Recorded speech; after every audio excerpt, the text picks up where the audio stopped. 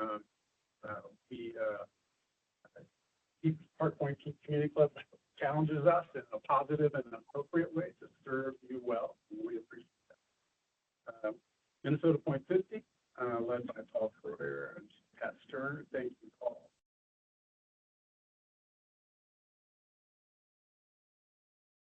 Idealism. I want to thank you attending elected officials, City Council President Roz Randor. Thank you, President Randor. President Randor has been exceedingly closely involved in this issue through our elected. Finally, I want to thank our Army Corps of Engineer partners for their support of this meeting and all that they do and have done to make Duluth such an extraordinary place to live, work, and visit. You can't walk 2 feet anywhere in Duluth without finding something special, something that helps make Duluth Duluth, that the Army Corps helped to put in place. We are grateful for that. The purpose of tonight's meeting is to provide the latest update on an ongoing federal study referred to as a Section 111 study. And just in case this is the most recent of several meetings, and so some of this may be repetition, but I want to make sure that those who are joining us for the first time have the ABCs. The purpose of the Section 111 study is to cast light on the causes of the chronic beach erosion problem on the north end of Minnesota Point from the lift bridge to the S curve, to confirm whether the federally owned Duluth port entry just outside this building has contributed to that problem, to quantify the portion of the problem that is attributable to those federal structures, and to select a remedy or set of remedies that will most effectively alleviate that chronic beach erosion problem in a manner that is cost-effective and environmentally sound. As so many of you know, the proximal genesis of this study was the series of severe 2017 and 2018 Lake Superior storms that coincided with historically high lake levels. Our partners at the Park Point Community Club asked the city to formally request a Section 111 study. We were pleased to do that, and the Corps, in consultation with our congressional delegation, committed to undertake and pay for this significant study. The stakes, as I don't need to tell you, are high. This is the third attempt the city and the Corps together have made at studying and solving this issue. We have tried and not succeeded 50 years ago and 25 years ago, respectively.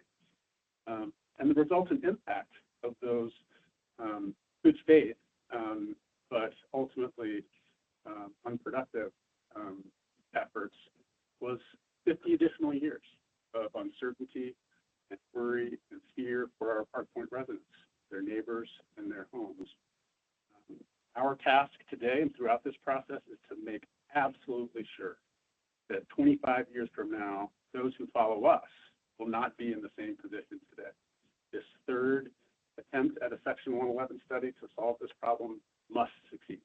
We all agree on that, and we are challenging each other, lifting up each other to make that so. Today's focus will be a specific tool in this study process, and that is the modeling exercise. And as Kate indicated, the modeling is dauntingly complex, and for that reason, we wanted to dedicate an outsized amount of time and attention to it, because the model, once completed, will play a major role, perhaps the single most significant role in answering those questions. Do the federal structures contribute to the problem? What portion of the problem are they responsible for? Please pay close attention. Please ask probing questions. Please challenge us respectfully, positively, to get the answers right and to serve you and Duluth well for the next 25 years. Finally, I want to thank, again, our Corps partners. We have asked an enormous amount of them in terms of doing more frequent, more intensive community engagement, and they have accepted those requests, and we are truly grateful for that. We have never asked so so much of federal or state agency partners, as we have been asking of the Corps in this process, and we're really grateful that you have traveled here yet again to help us navigate this process. So thank you. Thank you, Jim. So now we're going to go through and do introductions of the team and also for the different people involved. We also printed out some things that I think are in the back that will list everyone involved in their roles. We're just going to go around the room here and start with Dr. Swenson. If you could please just say your name loudly, because I think we're recording on the phone over here, and your role. And John Swenson, I'm Associate Professor in the Department of Environmental Sciences at the University of Toulouse. I'm a Senior Environmental Scientist and Mathematical Modeler at Mineralogic LLC, and in my role here, I am the Technical Advisor to the City of Toulouse on Section 1 Plan Study. Don Bosca, Park Point Committee Club President, the facilitator of information for stakeholders and partners on Park Point. I want to shout out to Nick Zager in Detroit for a meeting he set up on March 9th, 2021. 5 of us in this room were at that meeting. Thank you, Nick, for hearing from citizen scientists, Willis Madison, and others to get this process going. So I'm grateful for everyone here today, moving forward to a positive outcome. Paul Troyer, Park Point resident, program coordinator for MP50. John Jukich, Senior Advisor for Policy and Development Affairs, representing Mayor Reiner's office. I'd like to thank Toby Williams, Park Point President, the Army Corps of Engineers, and all the help on the process. go ahead, Brandon. Brandon Hubbard, Public Affairs Specialist for the Detroit. Carrie Fox, also Public Affairs for the Army, Detroit.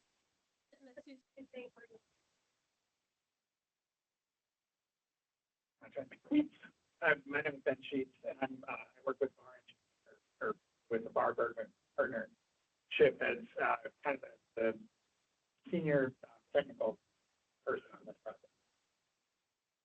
I'm Jim Sullivan, coastal engineer, hydraulic engineer with the Corps of Detroit. I guess sediment's my area of expertise. My name is Bridget Roan. I'm a project manager with the Army Corps of Engineers. I sit down in Detroit, but I have several projects up in the Duluth area. I'm Peter Henk. I'm a water resources engineer with the Bar Bergman joint venture, and I'm the project manager for us on this project. I have Cole and Corey.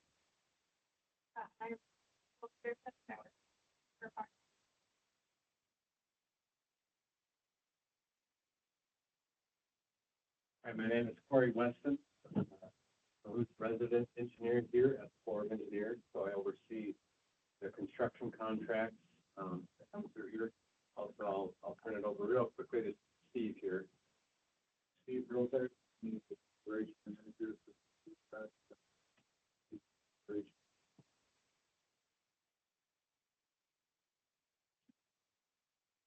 All right, I guess I'm up here. Bridget, while you're getting ready, I'll just mention that there are note cards on everyone's chairs. If you have any questions that you would like to ask during the presentation, we ask that you write them on those cards and hold them until the end so that we can ask all the questions at one time and get through the.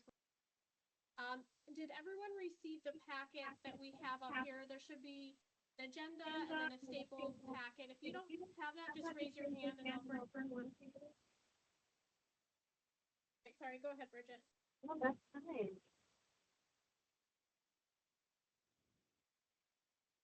Right, how do I? Sarah?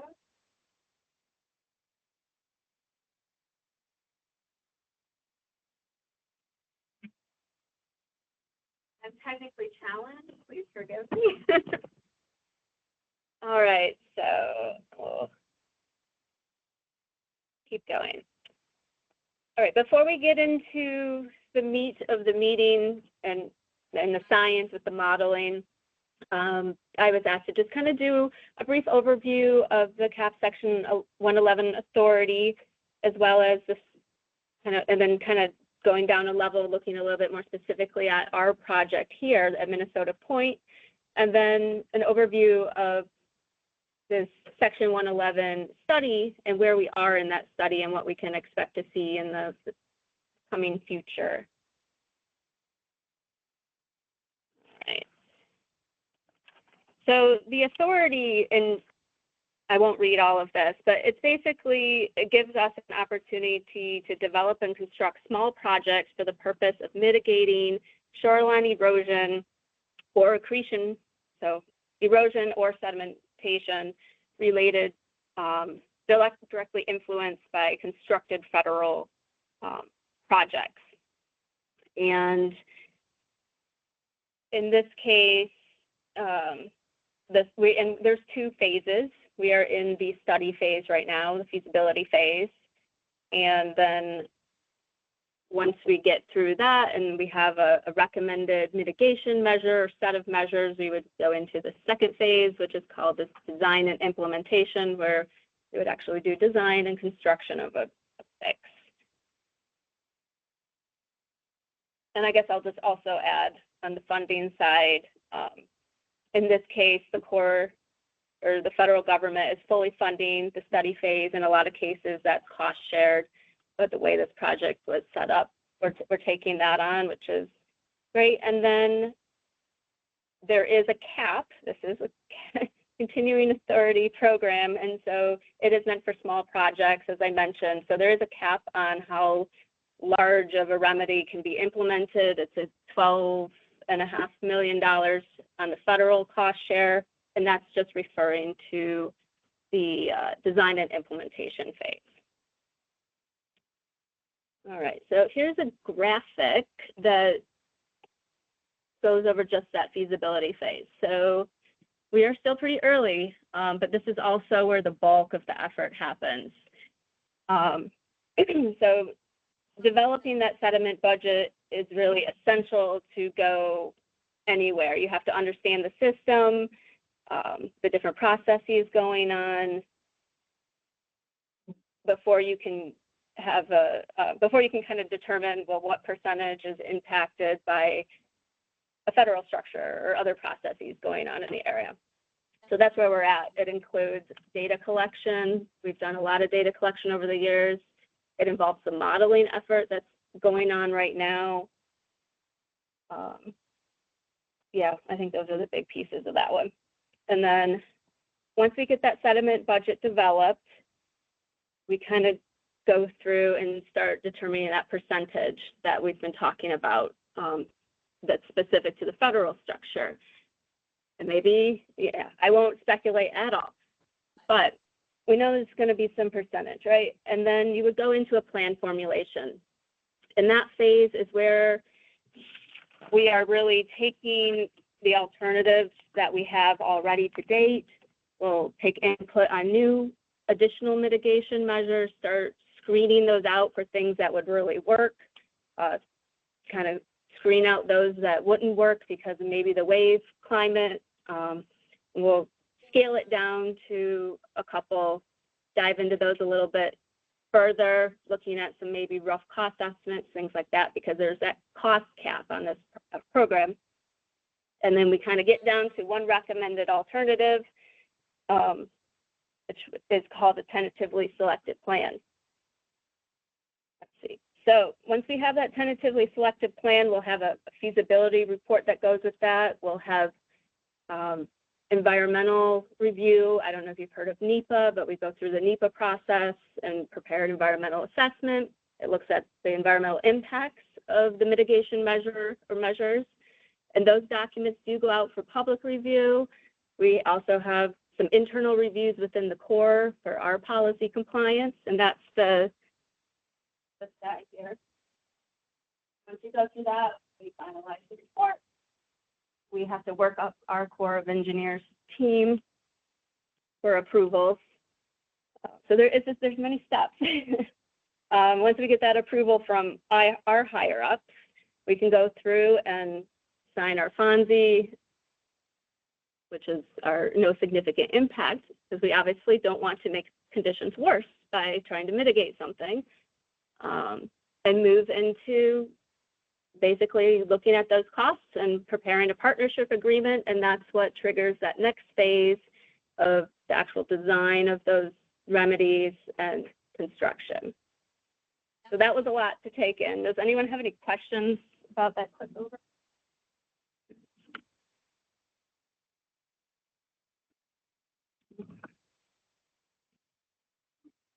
So study location, I won't really go into this too much. Jim did a really good job describing the problems of the erosion that's going on.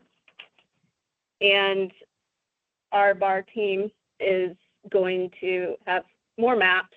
We also have, for reference in the back, you can feel free to stand up and go check them out. There are two larger maps. One of them is this one on the slide, and then a second one has more of the processes that are going on in the harbor that we'll dive into when we go into the more technical discussion.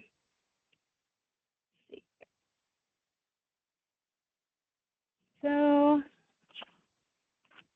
I think I kind of covered on this one already. Yeah, this is sort of that problem. So I will move on.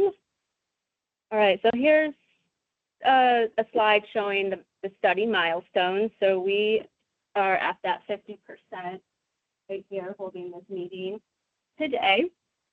And so I did break this up into those different phases with the major milestones that'll be coming up over the next couple years. And then implementation phase, I do not have dates on there, or I guess I have some rough dates, but those are subject to change. They are very highly dependent on the complexity of the remediation, or not the remediation, sorry, the remedy, the mitigation,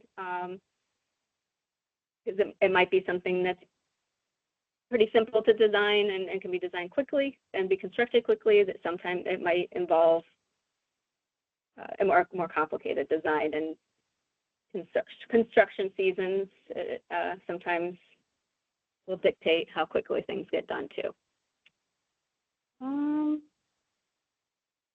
And then this is just a budget overview for the feasibility. This was put together when we first got approval for this project, or about a year ago. It's more than that, but it hasn't changed too much.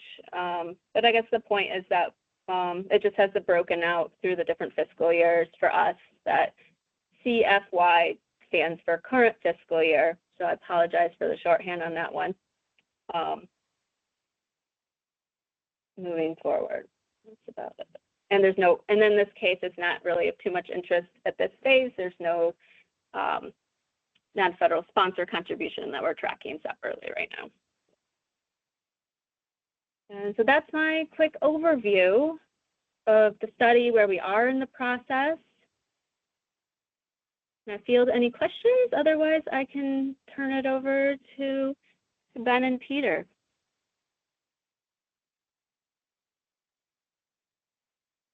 No? Okay.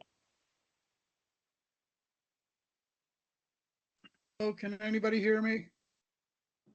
Yes. One question, the 12.5 million, does that include the cost of doing this modeling study, or is that a separate amount not including the study? That would be for the design and construction. So it's the next phase. It does not include the modeling. Okay, thank you. You're welcome.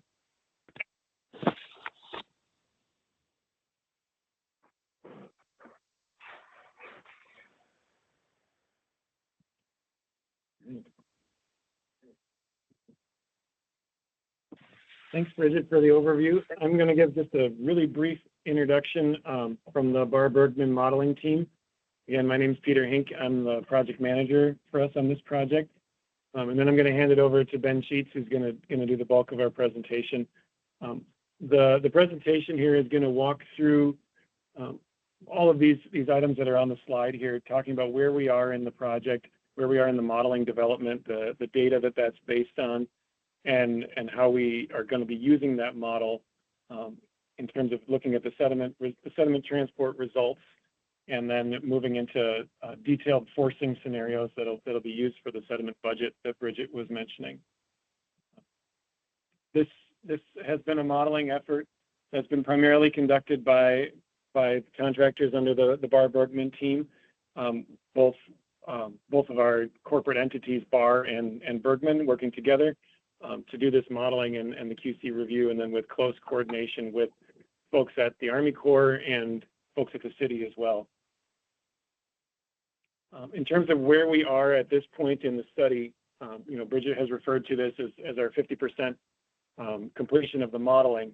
We have compiled all the base data for the lake and the shoreline, developed our composite surfaces based on the available topography and bathymetry data, and Ben will talk about that a little bit more. Developed some preliminary simulations for existing conditions in our model that's being built in the Delft 3D software, and have run that model for hydrodynamics, or the flow of water and waves, and the sediment transport. The next steps in our process are doing some secondary sediment transport evaluations, developing the scenarios that we'll really use to define that sediment budget, and then reporting in terms of the results of that sediment budget and the model construction itself.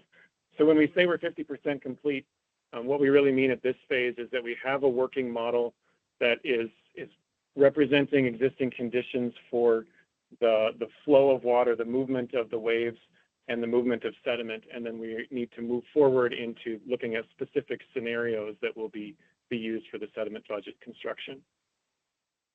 With that brief overview, I will turn it over to Ben. Ben, unless you need me to stand here, you can. No, I can work my way out. Okay.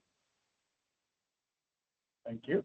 It's funny to be stuck back in this corner like this. No, I did walk out a couple times. What we're working with. Thanks for coming today. I'm Ben Sheets with Barr, and what I'm here to do today is kind of present this 50% model that Peter was just describing. And what I want to stress before we get into, well, I want to stress a few things before we kind of get into the details here, but we haven't really used the model yet to evaluate the sediment budget. That's the next phase.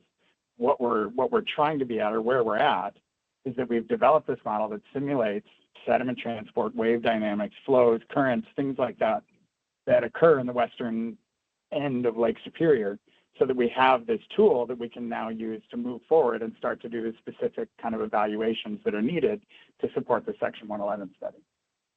So what we're going to present today is that tool, and we're not in a position yet to have really conclusions about things, except that one thing we're learning as we work our way through this is that this is a really complicated problem. It's actually really also very interesting, especially if you're a nerd like me, but it's the transport, the wave dynamics, the reflections, how sediment moves around in this part of the lake is a very complex problem.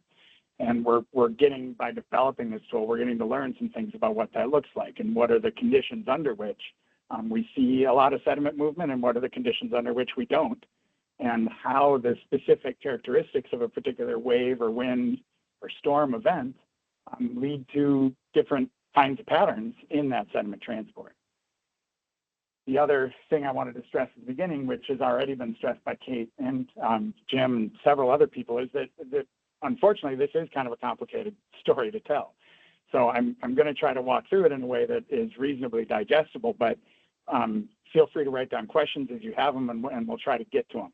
But the reality is we're taking a big chunk of nature, and on this slide, you can see summarized a variety of processes that we have to worry about and incorporate into our simulations to understand this chunk of nature. And that involves a lot of math and a lot of computer use and a lot of, picking different kinds of input variables and things that are needed to make this go well. And fortunately, we've done a number of these kinds of things in the Great Lakes and in the St. Louis River estuary. And so we had a little bit of a head start in terms of understanding how some of the things work around here, but we've also put time into really taking a stab at reviewing and looking at that other studies people have done of Minnesota Point, and making sure we understand what the kind of the state-of-the-art understanding is for this area so that we can do that representation properly. This is a slide that I had presented back at the previous meeting, and we don't need to go through all these, but I wanted to put it up again just to point out that these all are important. And we need to factor all of these into the kinds of simulations and thinking that we're doing. There are various ways for sediment to move, not only from the south, but from the north. There are ways for sediment to move alongshore and offshore and onshore on Minnesota Point itself. There are a variety of, there's both big waves out in the lakes, there's smaller waves as they start to feel the bottom when they get closer to shore. All those things need to be incorporated. And what I'm going to present here is the tool that we've developed to do that simulation. So as mentioned on the previous slide, some of the requirements we have for this modeling tool is that it can make waves, right? And it can propagate those waves and move them around in a physically reasonable way. It needs to handle the different kinds of sediment transport that I was mentioning on the previous slide. It needs to be able to predict how the beaches are going to either accumulate or lose sediment, in response to the waves and the currents and the things that happen out in the lake. And additionally, we want to make sure that we use a modeling approach that is not only proven, but is publicly available. This doesn't need to be a proprietary secret tool. And indeed, the tool that we're using, which is listed in the bottom bullet point there, Delft3D, is a internationally recognized and commonly used by governments and academic studies and consulting firms and whatnot, for coastal studies, for river studies, for lake studies, oceanic studies, all kinds of things. And it turns out to be a great tool for all that, because I've listed just these acronyms here basically, but we can in that software incorporate not only the flow of the water, how the water behaves in response to wind and other kinds of currents.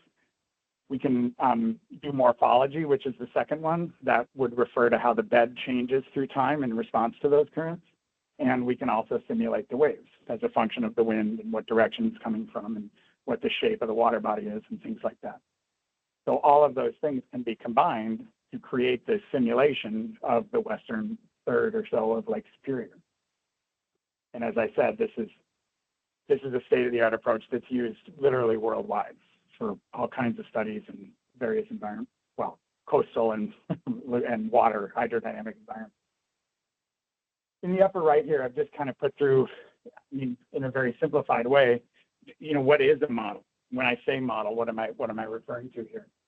And what it is, and I'll have some slides that show this a bit more, is you set up a grid basically to represent the area that you're interested in simulating, a grid of sort of numerical cells.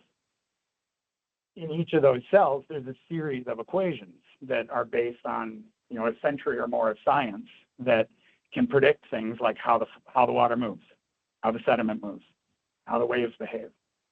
And so when you set this whole model up, that the computer goes through and basically computes all those equations in each of those little cells. Each of those little cells talks to each other. So what happens over here can be felt over there in the computation. And everything adds up together to give you a numerical or a computer representation of what the nature looks like. Is any model perfect? Not really. You can get them pretty close through a lot of experience and how these things are built. But at the end of the day, you're taking nature, which is a continuous process, and you're putting it onto a computer. So in much the same way, your digital photos, once you take them on your phone, put them on your computer, you blow them up, you look fuzzy in there. It's because the computer can't do the nature thing exactly the same. But I want to stress that this is all based on literally century or more of thought by all kinds of scientists on how to design these kind of things and what the appropriate equations are, what the appropriate assumptions, what you're losing by making those assumptions, all of that. And the way we're doing it here stands on the shoulders of a lot of previous work as well. So in a nutshell, what the model is going to do for any given sort of step in time that the model marches its way through is look at the wind we're giving it, look at what direction that wind is coming from, and compute what kind of waves you'd expect. And then it's going to take that wave information and use it to move the water around appropriately through the flow equation. And that's going to also include, when you're doing flow, some things like how is the water bending around the shoreline? How is it being affected by the fact that there's rivers, the Nemadji and the St. Louis River coming into it at the western end? You're going to solve for the flow. All of that then feeds into some computations for how sediment of various grain sizes, different sand, silt, whatever, gravel, whatever it may be, how is that going to move? And then once you know how that stuff's going to move, we can figure out, okay, is it going to pick up sediment in that place, or is it going to leave sediment behind? Sediment stays behind if the flow slows down and it stops being able to carry as much. It erodes if you have a bunch of water moving fast with no sediment in it, and it picks it up. So all of that happens in a given time step. And then finally you march, now you've changed what the morphology looks like a little bit in that time step, and you march forward and do that all again. And you do it 1,000,000 times, or I don't know off the top of my head exactly how many time steps there are in the models or the results I'm going to show you in a bit, but it's a large number, because you're taking and breaking down time into very small little bits. It's not year by year, it's second by second. So that's sort of a very brief overview to what, how we kind of started this off, what kind of software you're using, and what the overall picture of what a model is. Now this is basically a kind of an overview of what that, not the results of the model, but what the kind of the model domain, as we call it, looks like that we've constructed. And what you can see here, obviously, is a map of from the air, Superior down here, Duluth there. And what's overlaid on here is, maybe you can't see it super well from back there, but if you come up close, you can see there's a whole bunch of little squares on it. That's the model grid. You can also see that in some places, those squares seem to be so close together that at least at this, range that we're looking at this picture, there, you can't see the individual squares, and that's because there's certain parts of the system that we'd have to represent in more detail to do this well. You don't need as much detail out here in the middle of the lake where all that's happening is waves, but you do need it in detail up at the beach that we're trying to study, as well as you need to make sure that you have some extra density in the area of these entry structures, because in the grand, sort of the big picture of the western end of Lake Superior, those aren't very large spatially. So this is just a detail of the Superior entry, kind of looking at how that's represented. In this case, the color would be elevation. And that denser gridding around the structure is what you see possibly in this denser grid spot. Oh. Okay. So we have a grid, but that's not enough, right? To give us a representation of the natural environment. So one step is we have to make sure we have the shape of the lake correct. And it turns out that there is no, as in many environments, there is no sort of one source for that kind of information. So you typically end up kind of making a mosaic of different sources that are as comparable as possible and as good of quality and resolution as possible. And on the left, it's the same area in both of these photos or maps on the screen. On the left, you're seeing kind of a colored mosaic there of the data sources that were used for different parts of the system. And then on the right, you're seeing in this kind of red scale, the actual elevation in meters that stitching all those together gives you. So obviously the lowest elevation out here in the deeper part of the lake, off the North Shore, off Two Harbors, in this model area. And then the highest points up on the hill into the model. That's not actually in the model because we don't need it. But the gridding or the elevation map we're using does get that far up. You can see all these individual rivers and the lands up here too that are coming off the Wisconsin shore. So the model domain itself is more restricted to the lake. You have to consider a little bit of the land to make sure your edges look right. So now we have a bowl to do this in, a gridded bowl to do this in, and there's some other pieces now that we need. We need to worry about And so on the next several slides, we're going to step through what some of those data sources are. One of them relates to what everybody who lives here knows. The water level in Lake Superior is not a constant value, right? It's, you know, in 2019, you have one of the highest values on record. In 2012, you have one of the lowest on record. So it's a very dynamic environment in that sense, and we want to make sure, A, that we're considering in our analyses both of those kind of states, both a relatively high lake level and a relatively low lake level, and for that matter, things in between. But we want to make sure we get the data from the right place. And the best place to get data is from the NOAA. Essentially, it's a tide gauge, but of course, there aren't really tides in Lake Superior. There are periodic water level changes associated with water sloshing back and forth, which is called a seiche. So we get that information from the NOAA tide gauge, which is just on the other side of the bridge. We end up using that, I guess I would point out. We end up using that as one of the, what we refer to as boundary conditions of the model, which is to say, if you're going to simulate nature, you have to give it kind of a box to work in. I mean, we have the grid and we have the bowl, but if we don't tell it, it doesn't know what water level to start with. So we have to tell it. And that's a feature of modeling we refer to as applying a boundary condition. And we allow that to vary in the model, as appropriate. With respect to the fact that you have periods of relatively low and periods of relatively high water levels, we ended up, through review of all of these data from the last several decades, selecting these 2 periods of time, which is starting from mid-February through to mid-April in 2012, and then kind of mid or early October into mid-December 2019. And what's plotted here is that water level. And you can see that in 2012, that water level is below the long-term average, which is the red line through the middle, for that entire 2-month period. Now, quite the opposite, it's above that in 2019. So these are our 2 kind of, this is what we're going to worry about. We're considering low water levels, this is what we're going to worry about considering high water levels as we build this tool. Another thing we need to give this model as a boundary condition or a place to start is wind and wave information.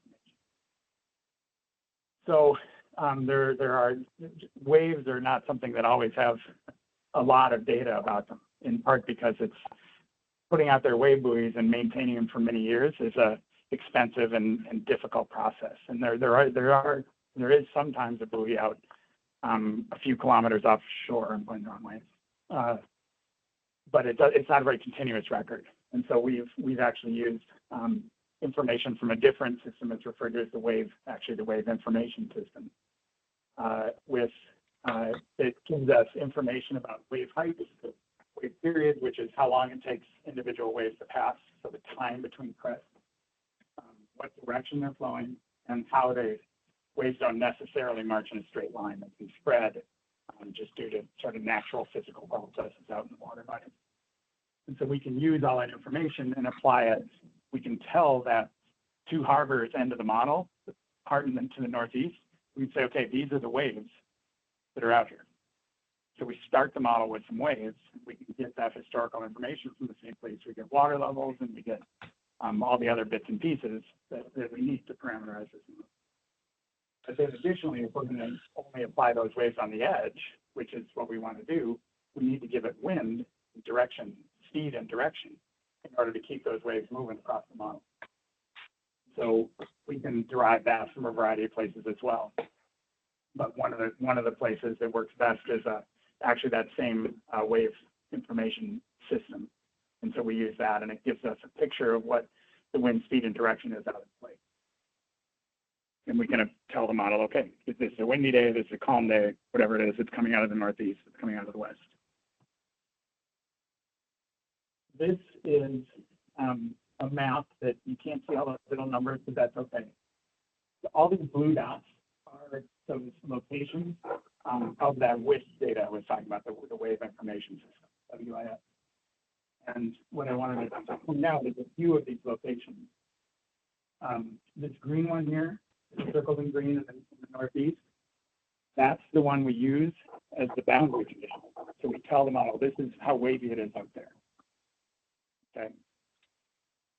This light blue one that's kind of hiding behind the red one over here, that's the, I mean, aside from being the closest one, sure, that's the one from which we're deriving the wind, the speed and direction information.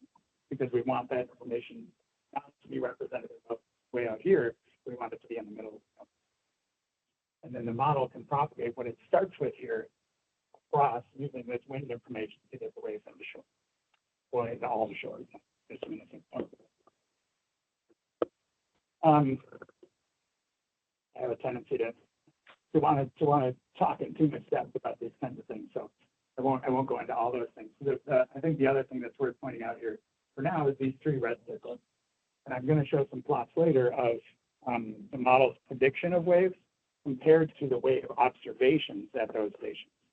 And I want to stress that these do not represent input to the model. We're going to compare model output, simulation output, to these observations. So we have essentially an independent observation of what the waves should be within the model domain that we're not telling the model about. We're seeing, can the model reproduce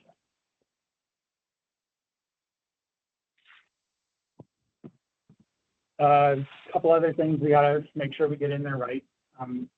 Frankly, probably a little bit less important to the whole picture of how this part of Lake Superior works, but we do include both the Wenatchee and St. Louis River inflows.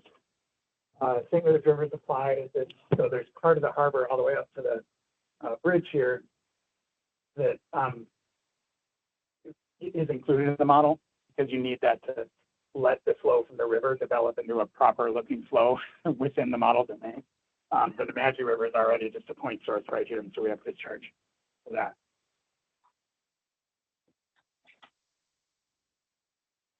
So we're going to go back to those two time periods, 2012 and 2019. This is 2012. Don't want to go through all these in detail because we'll get way behind.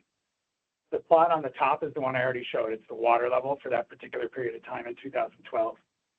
This is the wave height that we're going to apply at the northeast side of the model.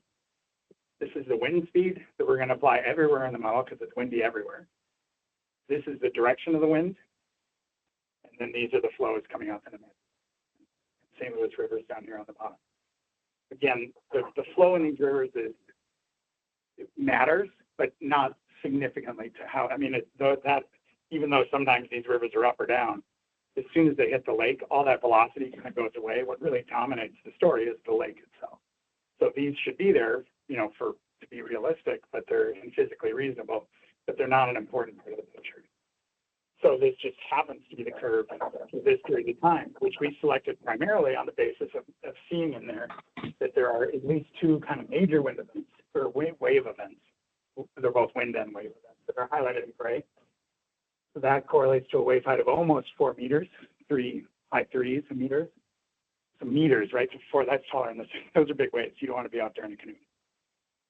This one's not quite as high, or more like 2.5 or so here. And then actually there's a few bigger events in the middle of this record that you'll see the effect of in a little bit. And again, without getting into too much of this, if you track this down, you can see that these bigger wave events are almost always associated with the wind out of the east or northeast, which makes sense, right? I mean, you've got the whole lake to blow and generate waves if the wind's coming from that way. Coming from the other way, it's not as big of, I mean, you can still get big waves out there, but they're not hitting the shore. You just lose your water when you're standing on the beach. Can you pause 1 second? Oh, yeah. I think I'm hearing a little bit of background from someone that's dialed in. If you can make sure your microphone is muted, please. Thank you.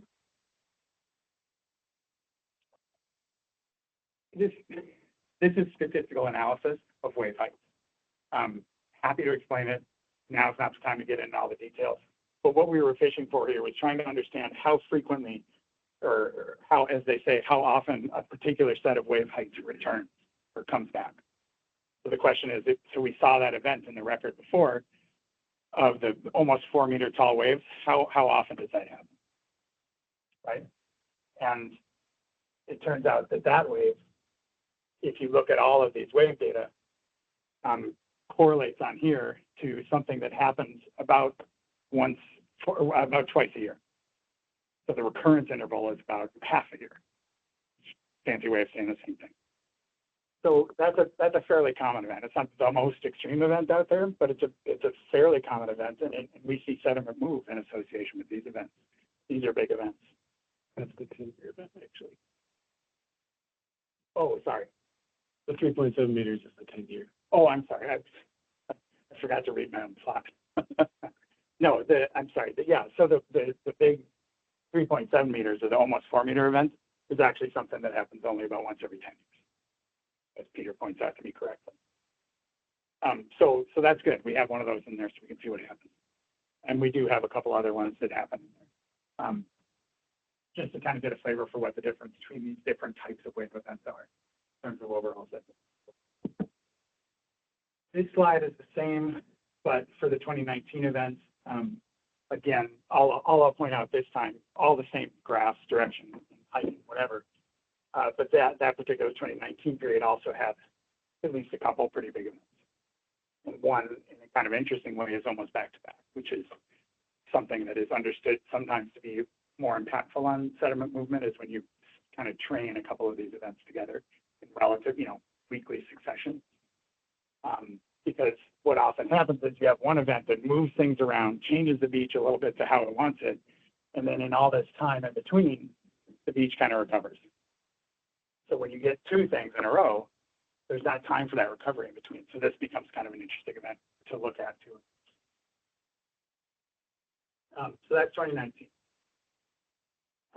Now, what I want to jump to though is the output from the model, and the output we're going to show here on this slide, and I think the next slide, or a couple of slides from here, is what the comparison of the modeled wave heights is to those independent observation locations that I pointed out from before on the map.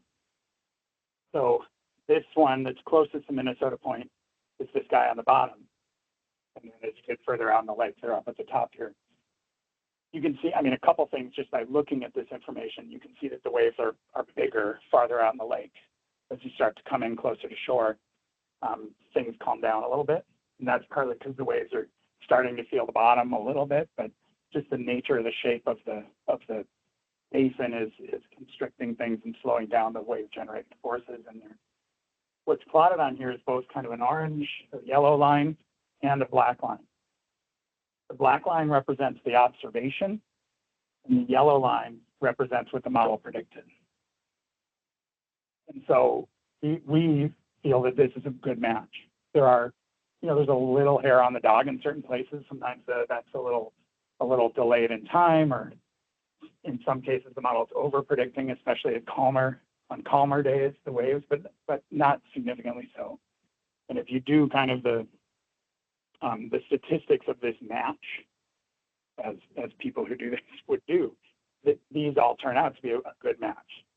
They're considered statistically good matches between those data sets. So that's the 2012 data set again, the one with this big peak, three kind of littler ones, and then the bigger one towards the end. Now, I want to set this up before this is actually an animation. I don't know how well it's going to work over the Teams, but we'll see. What's shown here are, there's a bunch of blue arrows. And those arrows are all pointing in the direction that the current is going, but their length is not proportional to how strong the current is. It's just pointing in a direction. And the reason I want to put this up and ultimately animate it is just to give folks a sense for how complex some of these circulation patterns turn out to be. Among other things, from this particular time step, which is in February of the 2012 record, kind of early, at this particular moment in time, actually, almost everything along the shore and even Wisconsin Point is actually going out to the south and or out. On the north, especially back in the corner here by Canal Park, it's obviously there's a little more recirculation. It's a little more complicated picture up in there. You can see the effect of the St. Louis River coming down, hitting the harbor and working its way mostly out of the Duluth entry in this case, though some Nemadji is working its way out here, the Superior entry. with some circulation in the LOS. So when I animate this, it's going to look really jumpy. And the reason is because it's not showing you every time step of the model. So you're seeing some discontinuity between, like some things happen between each frame of this video. But I want you to note, as you look at it, how much these currents switch and move around in response to those daily swings in wind direction and speed.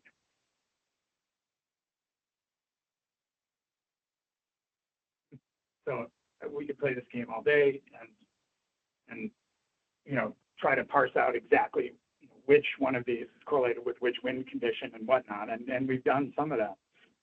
But you'll see that on calmer days that our wind tends to be more out of the west, and that's driving what looks like a lot of times a current relatively outward from the beach. But it's when these big, more northeasterly events come and stir everything up, start to generate the big waves, that we see these stronger arrows along both the south and north shores.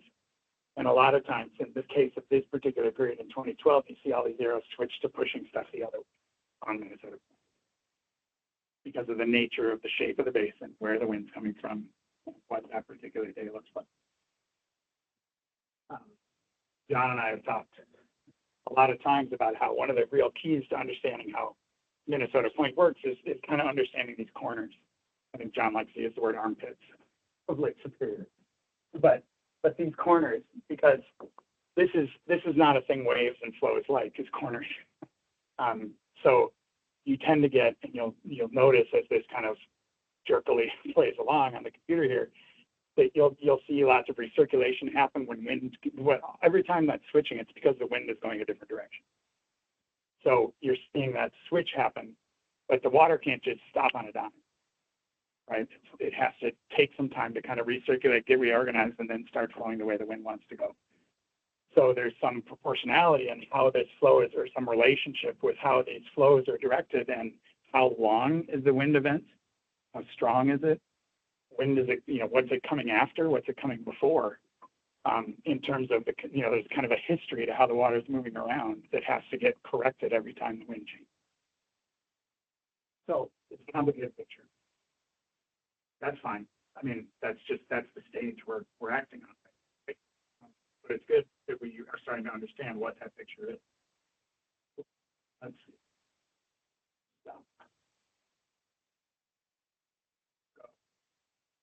So that was from 2012, that movie. I don't have one for 2019 here. I'm sort of treating 2019 as an afterthought, and at least for the sake of this presentation. The only reason I'm doing that is because we find a lot of the same types of behavior in 2019 as well.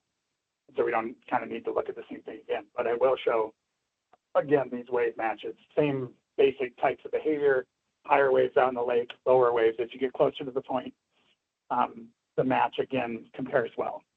In fact, statistically, this match from 2019, obviously it's a different wave history, but the only real difference is the water level overall.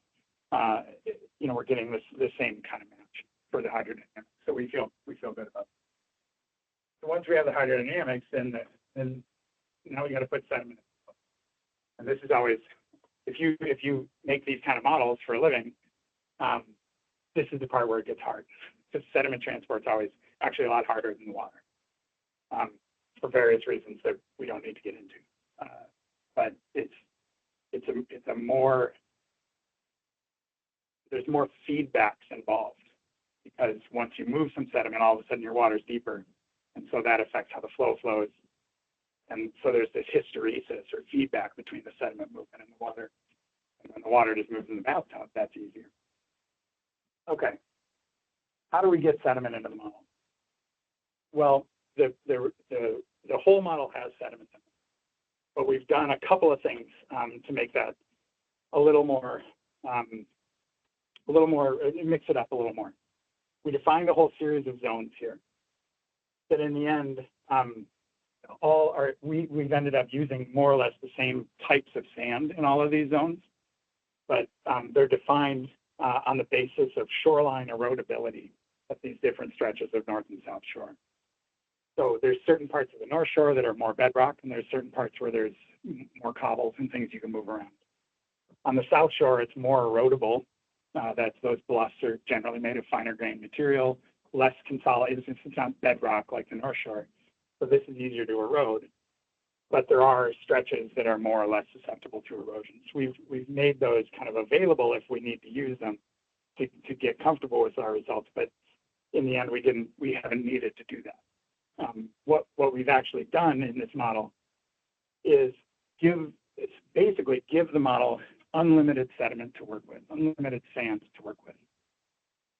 And the reason we did that, there's several reasons we did that. One reason is it's very difficult to come up with a number that you believe in for how much sediment the bluff erosion is giving you. Because you have to make a whole series of guesses about how much, I mean, you can measure how much sand is in the bluff, and there are studies of what the retreat rate is of these bluffs. Then you have to compare that amount of sand with that height of bluff and that retreat rate. And the retreat rates are only given so many places, so you can't, you can interpolate between those. You end up with this computation. Some portion of that rock is also air, so you have to guess how much is air and how much is not sand. And the point in saying all of that is it's difficult to get a really believable number that is any better than some of the estimates that, for example, John has made for the overall amount of sediment supply that gets out this end.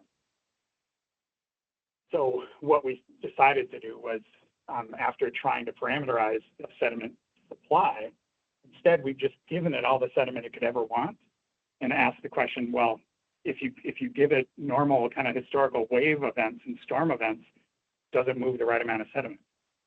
And the answer is, yeah.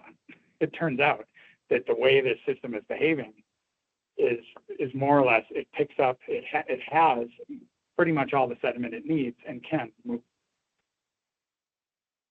It doesn't make sense? Oh, okay. Sorry. I wanted to make sure. So that's how we do this. And we've actually done a similar thing on the North Shore. But in addition to giving this sand, we've given it some gravel. Because obviously gravel, I mean, I don't know how many of those rocks I have on my desk, right? But we want to make sure that the model has some gravels in the north. There's not a gravel problem on the south. We parameterized that gravel on the basis of, there was a few cores that were taken in the north end of Minnesota Point, just other side of the bridge, back in the 70s, in the 70 study, that hit gravel, down a little ways, a few feet. And so we looked at what they were encountering on that beach. The hypothesis in that study was that gravel represented what had been the beach at some point. When unclear, there's no date information, we can make inferences, but the point is we use that as a source of information for what size of gravel we're going to put on the North Shore. And so everything from the Duluth entry up has the availability of gravel in addition to sand. And everything on the south just has sand. Let's see, did I get all my points on there? I think so. Oh, I was just going to zoom in. I was going to point out, so all these little dots, they're all kind of Halloween colored appropriately, as well as these white ones that, if you look in the background, they stretch out all the way up to Port Wing and all the way up to Two Harbors. These are the locations where Jim and his team sampled sediments. And so we've used that information as the basis for the size of the sand. Okay, so we know that we have the right beach sand. Yeah. I mean, because you can see what's piling up at St. Lansing or in the culverts and all these places. Yep. You don't need to go back and guess. You can see what size is moving down the North Shore. Yep. Right? Yeah. Okay. Yeah. So that's the gravel that we're getting. That's the gravel we're assuming is been moving there for three piers. Yeah. Three structures. Yeah. Okay. And it's talking about the Section 11 study, 1974, where they determined that 25 to 50% of the gravel was 3/4 to 1/4 inch. Yeah. The core samples from that point. Yeah. But that date is 1974 from that. 74. Sorry, I think I said 71. I said the wrong thing. That was the only kind of publicly available core information that we had to get a sense for what this gravel that Under all the dredge spoils that have been up there. that's available to the model to move along. It turns out it doesn't, in the kinds of events that we're modeling, it moves, but not a lot. The gravel moves slower than sand. But it does move. I was just so these are the locations where there's like I said, Jim and his team has taken samples from the north, south, and Minnesota. And some of these where you see a lot of dots together, these are the kind of more, those are taken from a boat, so that's in the water, whereas these are samples from the beach or dune itself. Go ahead. Have you built the first mile of the point with your gravel, when there's no canal, to show how much time it would take to do that? We haven't done any simulations with no canal. But that's the one to take the 61 survey to give you data that, and that might give you a different fix of current value. One of like, there's no water entry at now part, all down the shore. I 100% agree with you. The scope of what we're trying to solve right now, though, is what the sediment budget is kind of under present conditions. So that is a study that I would, if I had a PhD student, I'd say, go do this. That'd be a great study. It's just not kind of within the scope of what we're trying to simulate here. But absolutely, that's a valid I just question. want to end up with that gravel coming on that side part of the beach that used to be there. The only way to get there by comparison is to compare whether it was Right. Well, I mean, there are other data sources, but yes.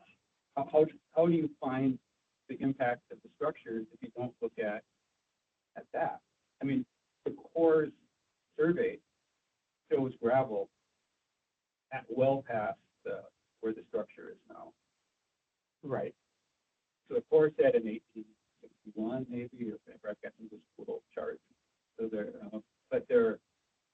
so it was there. I mean, so it's not like to say that we're just going to look at how things are today, but that seems to be ignoring that. Well, I take your point.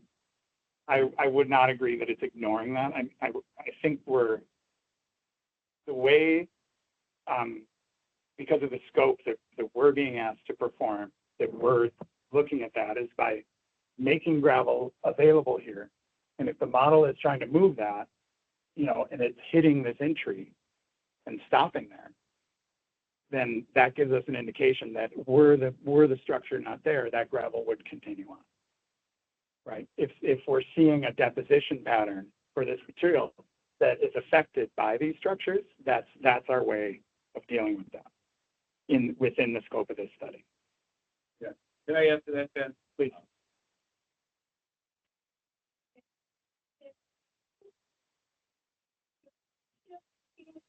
Oh, okay. Absolutely.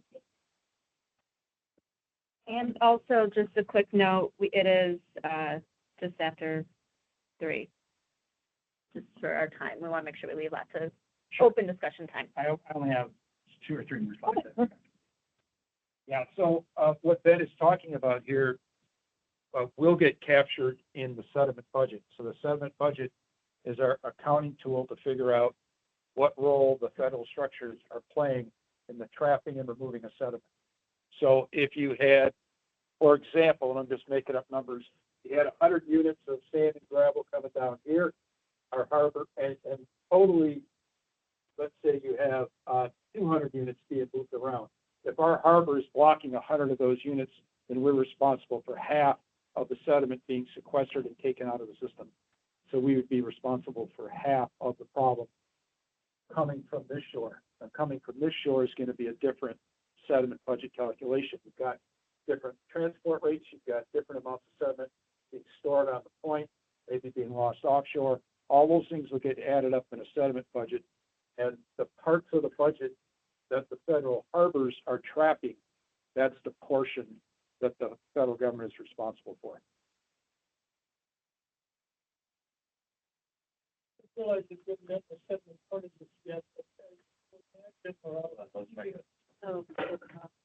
I'll be the runner.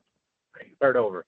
Okay, I realize you don't have your sediment part of the budget run yet on the model, but I'm wondering if you're designing it such that when you do, will you be able to run the model backwards in such a way as to account for the arrival of the sediment, the large cobble sediment in a mile or two from the North Shore? In other words, will you be able to have the model tell you how much wind and how high a wave would it take to have transported the cobble is a mile or two down the beach with no structure in the way? The tool we've developed here could absolutely address that question. I don't think we're going to end up doing that as part of the current study, but absolutely an interesting question. And I mean, again, the beauty of this being in the computer is you can go in there and delete the structures and do that kind of study. The model saying, in other words, would it have predicted that the 16-foot high waves or 20 that never have happened in order to do it, or are they within the realm of reason? It's a question you could ask. I mean, one could ask. I don't necessarily mean you specifically. It's not one we've looked into yet at this point. But yeah, just as a quick side note, how sediment moves is proportional to what's called bed shear stress that's generated by moving current. So what waves do, obviously, is generate shear on the bed, especially the reason things don't move around out here is because the waves don't feel the bottom. But as they get closer and closer and closer, everybody who's been standing in the water somewhere with waves, you can see the sand moving around and things like that, and that's because it's generating enough shear.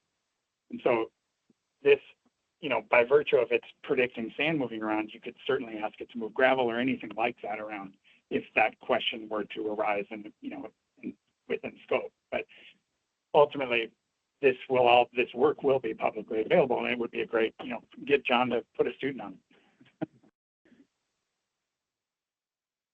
Okay, since we're kind of coming up here on time, I want to make sure we get through. So here's I'm calling them preliminary because, again, this is not the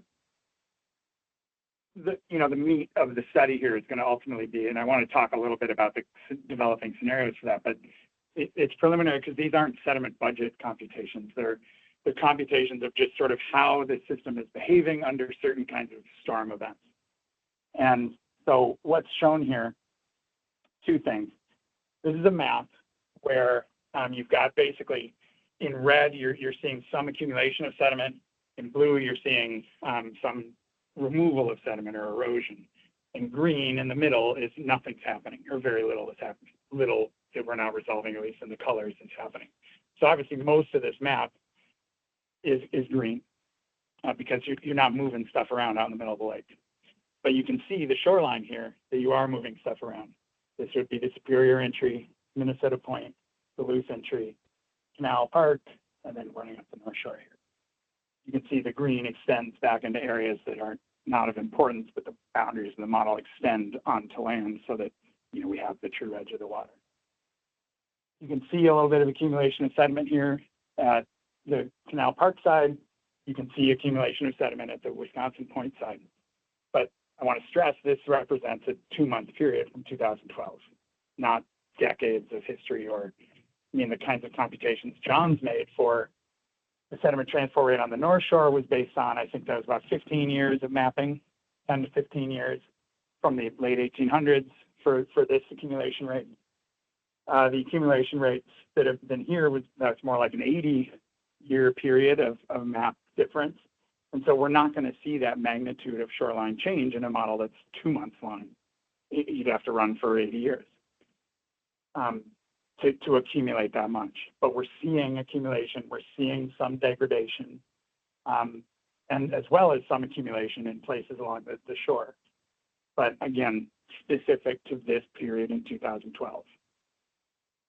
The map the plot on the left is showing for that same time period, late February through late April, the total, or what's listed here is cumulative in cubic meters. So imagine a cubic meter, right, of sediment that moved past, in this case, the South Shore, a point I just kind of threw these on here so we know about where they were. I think this line is actually a little farther up, but through this point. And so what we're seeing is actually these kind of a lot of boring, then a bunch of movement in a short period of time, a lot of boring, maybe a little movement, boring, and then movement, and then boring. And if you remember back, there wasn't room on the slide to put it back here, but if you remember back to when I showed the 2012 event, there were basically 3 wave events in that. There was the big one that was sort of 3.7 meters. There was the 2-ish meters event. Then there was those 3 little bumps in the middle. And you can actually see a bump with each of those events. So what we're seeing in this particular event is that coming through here, we're predicting, or the model's predicting somewhere in the kind of through the sum of all those events, 15,000 cubes, which is a lot. That's a lot of cubic meters, he said. Not all of that is necessarily going to continue all the way through, because as soon as this thing starts to turn, some of that material starts to stick and stop and stop. This whole dynamic along Wisconsin Point is kind of a messy thing, but it's a lot of it is pretty much all of it is stopping in here. And we can do the same exercise for the North Shore. Map's the same, but I've changed the plot on the left. If I just flip back and forth a little bit, you can see that on the North Shore, we're moving less. Part of that's because not as much gravel moves as sand moves. But a part of that, too, is that the North Shore simply doesn't have as much sediment transport because of the nature of the geometry and the nature of the materials. But you can still see that a lot of the movement is occurring in those same 3 events. Interestingly, I would also point out, though, in the South Shore, the biggest event was this first one. It came all the way down. In this North Shore, this event is comparably sized. And the effect of those 3 little guys in the middle is bigger on the North Shore than it was on the South Shore, which is just to say and point out, you know, it depends where the waves are coming from. Some days are worse in the North Shore and some days are worse in the South Shore. Or better, depending on your perspective. If you're sediment that likes to get a relocation in there, some days are better. So this is kind of the stage, like I've said a couple of times now, that we're at. And for the next phase, and actually the next slide in here is just a very brief list of kind of next steps. We have to, now that we've got the tool, now we got to use it, right? To move on to the next part of the process. So one bullet point here that I haven't talked about yet is we need to make sure that we're considering all potential sediment transport pathways. So that would include things like wind, rail, and transport sediment. It might include some details of how things are moving around in the kind of restricted area where waves are crashing right on the beach. Overall, that kind of behavior is not really affecting the big sediment budget, but it is a part of the component of the problem. So but neither of those things is going to happen directly in the big tool that I've been presenting. The second bullet point, we've been calling these forcing scenarios. Basically, what we have to decide now, so I've shown you results from 2 particular time periods in 2019 and 2012. Those aren't necessarily representative of, the average conditions out here. They're representative of those 2 periods of time. So there's a step that has to be made here for how do we identify what are the kind of important sediment transporting conditions that we need to consider as we develop a sediment budget. It doesn't make much sense to compute a sediment budget on a beautiful, calm day because things aren't really moving around. So we want to make sure we define the right kinds of sediment moving conditions. We got to turn that then into a sediment budget. And as appropriate, continue to incorporate feedback not only from our core partners, but from folks as they have other input and through a process like the city, for example. So the final slide then that I have, this is our start on working towards those forcing conditions I was talking about.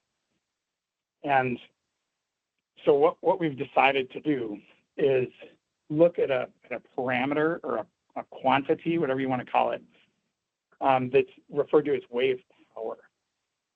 It's a little different than wave height, a little different than wave length. And it's a commonly used measure that kind of gets you around the fact that not all big waves are created the same. Not all tall waves are created the same. Sometimes you get a particular wind event that really jacks up the wave height, but those don't turn out to be very powerful waves because they're very steep or whatever it is. Wave power lets us incorporate also the period, or again, the time between wave crests, to get a different quantity that is proportional to both wave height and wave period. And a pretty commonly used parameter in oceanography, shoreline studies, especially in, as it turns out, power generation from waves. This is how you get at it. So it allows us to kind of, this is the way we're approaching this is analogous to that plot I showed earlier with the big diagonal line and the recurrence interval of waves. But we're going to do kind of redo that and work a little harder on just this wave power parameter. And the plan right now is we'll develop a handful of scenarios, and those are, we don't know exactly what those will be, but there will certainly include kind of the high end types of wave moving, sediment moving events, but also some kind of everyday events, and then some, probably at least one kind of calm, so that we can understand what that range of conditions is. And then if we have a sense, this is 20 years of data here, actually no, 40 years of data. If we have a sense for how frequently, for example, the red dots in here represent all the events that are above a certain value, if we understand how frequently that happens, and then we understand how much sediment moves in association with a particular one of these, or a particular wave power, then we can extrapolate the model results to a longer term sediment bucket. That's the idea here. Is that done? No. That's the next step. So with that, thank you for letting me talk in a kind of complicated way for a while, and let's move on to questions. So let me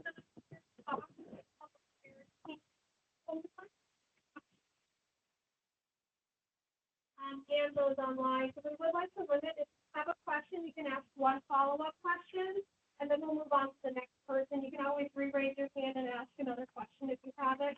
We'll try to keep it to 2 at a time per person. So Brandon's in the back. He's going to monitor questions online. He'll raise his hand and let me know when we have one. So fire away. Who has the first question? Oh, yeah.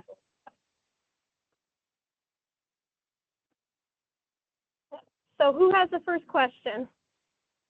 All right, go ahead.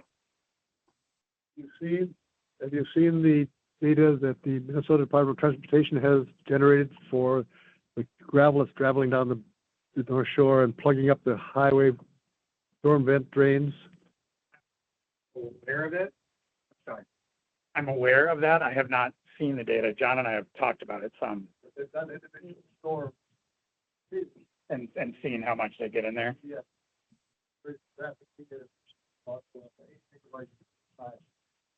Sorry, oh, the reports that, yeah. Shows the sentiment. No, that's good. That's a good point. We should review that, just to kind of ground truth, so to speak, our gravel thinking on the North Shore. Sure, that'd be great. If you could just pause for a moment until I can get the microphone set per person. That leads right into my question related to what I asked before, is how will you ground truth this model once you get it constructed? That is a good question. The reality of this situation is that there are very few measurements of the amount of sediment that's moving around. There are the ones I alluded to that John has made, John and students and others, Andy Breckenridge at Wisconsin Superior over here. And so we're using basically those types of measurements as a baseline for if we're moving the right amount of sediment around. I think the gravel thing that has come up today, and we've incorporated it at some level in the model, is an important one as well. And we want to make sure that we're seeing gravel move in a way that's reflective of it may be an 80 megabyte report, but the reality is if we're looking at this long period of time, it represents one data point among a lot of time. So we're trying to use our best engineering judgment based on the studies that do exist to make sure that the model is moving around the right amount of stuff. Does that get at your Good question. Would not the, mapping of where the gravel is at depth now indicate what the lake was capable of doing? And if your model can demonstrate that the waves and energies that you put in into that and calculate it would distribute cobble as far as it's found, would that not be a way of ground truthing it? So a couple part response. Sure, yes, absolutely. We need to make sure and that we understood what the true origin of that gravel was, right? You don't want to compare. I'm not saying it isn't from longshore drifts, but there's some evidence in some of those cores that some of that might be debris from actually construction of the thing. That said, if that gravel was there, for a reason, and it likely did come in association with, transport from the North Shore. The second part of the answer is kind of related to my response a few slides ago, which is that right now, the scope of this modeling study is not to, go back that far in time, essentially. We're not going to remove the entries and look at that scenario because that's not the question within this process that we're charged with answering right now. But to add on to that, you showed you ground truth your model to waves, and you probably ground truthed at the water levels also. So we've got the hydrology side of it calibrated and validated. It's the sediment side that's always more challenging. So we know we're predicting the drivers properly. The validation on the sediment side is always more challenging. And this might be a good time to pull up my talk. Yeah, it's at the back of my slide deck. It's just one or two slides, and it'll go to addressing part of your question.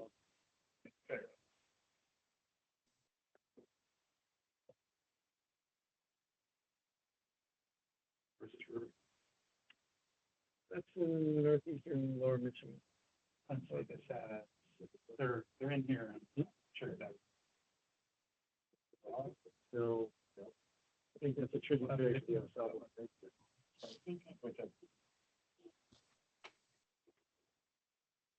I don't remember exactly.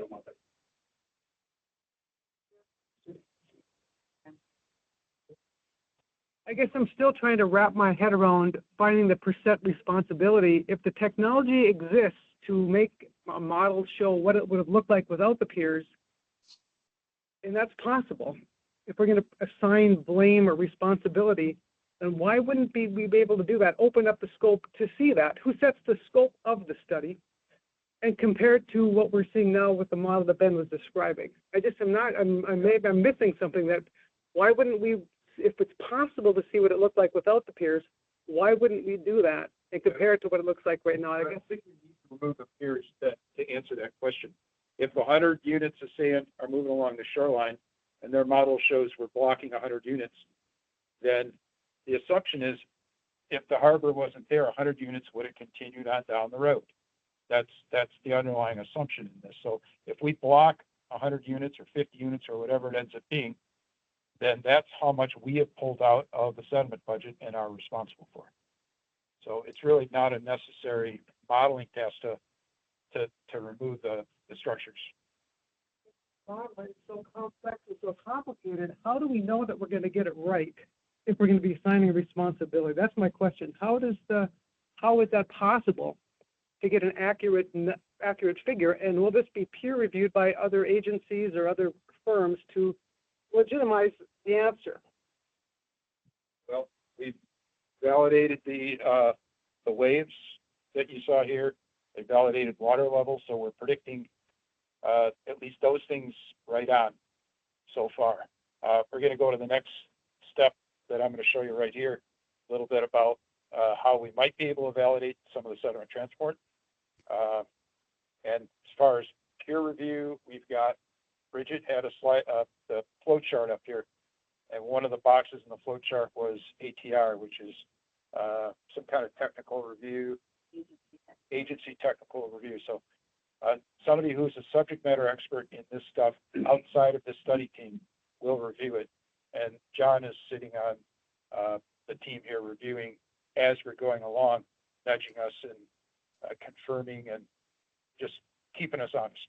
So that's the kind of review that's at least embedded in this process. The ATR with that other 4 people, it's not like sending it to other, like with the other 2 Section 111s, also ATR'd or gone through that process. I don't know if that was in place.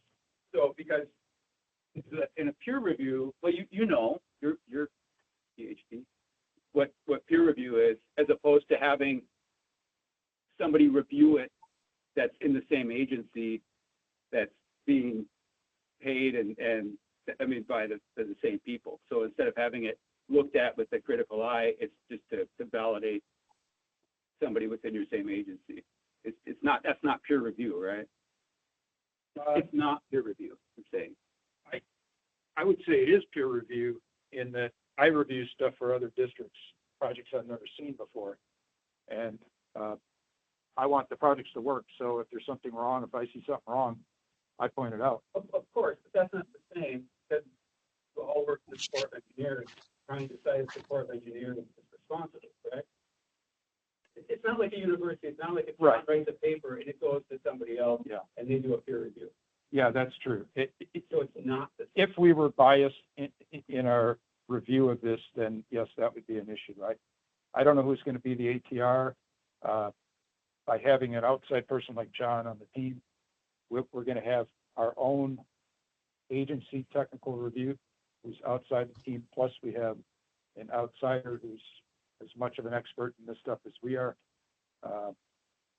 So that's where the review process is right now.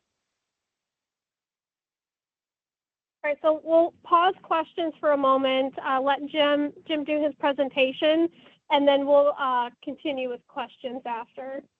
This is only a few slides. One of the questions that came up in the 2001 report, the Baird report, was Baird had all this sediment being blocked by the Superior Entry. And then as Minnesota Point erodes, it's picking up that sediment. And according to their models, that sediment should have been building up down here, and you should have a very large accretion fillet right here along the Duluth side, like a big one, like they have over at the Superior Entry. But for some reason, that sediment never makes it there. Somewhere along the way, that sediment, something happens to it. Baird's theory back then was, well, maybe there's some kind of offshore current that's carrying the sediment offshore. Maybe converging currents are bringing stuff offshore. And they found this little wispy thing here in one of the air photos and said, well, maybe that's some evidence. So this is where that study ended up. So what I'm going to show you here is, there's the, this is a Google Earth photo. There's the little wispy thing. This looks like the same photo that Baird drew their arrows on. It would be nice to have a laser beam. So what we did, this clustering of sediment samples around the harbor that you saw at both harbors, was to try to get at this question. There's a approach called sediment trend analysis, where if you grab sediment samples from this whole area, if there is some kind of a sediment transport pathway carrying sediment offshore, the first type of particles those currents are going to pick up are the finest particles, and then the next finer ones, and then the next finer one. It's going to leave behind the coarser particles that it can't move. So you end up getting this is, I don't want to get too technical on this, but your sediment grain size distribution is this normally distributed thing right here. If you've got that finer stuff moving out of your system, you're going to start skewing to the coarser side. So you skew over back and forth like this. And by measuring a sediment sample here, we can measure, we measure the grain size distribution, and then we calculate, is it skewed or not? And what the skew will tell us, if we start seeing skews going different ones right here, we know that there's probably some kind of a sediment transport pathway going offshore. And we haven't calculated, we did calculate the skew, but I haven't plotted these up. So this is not done work yet. So that's what this idea was for. Is there some way we can kind of validate if their model is predicting there should be some kind of a transport pathway offshore, and we're seeing it in the sediment laying out on the lake bed, then we've got some validation that the model is closer to the truth. And so we did a similar, this is all the same thing. We did a similar sort of analysis or gridding down at the Superior entry. Over here, it wasn't, is there some kind of a current taking things offshore? Maybe we'll see some bypassing around here. Maybe we'll see some kind of a structural current that's taking sediment offshore. Who knows what we're going to see here, but that was the idea here for creating these sort of gridding patterns is we can use this sediment trend analysis and maybe we can see sediment transfer pathways. Sometimes you don't see it, sometimes you do. So that's one way of validating some of the sediment transport.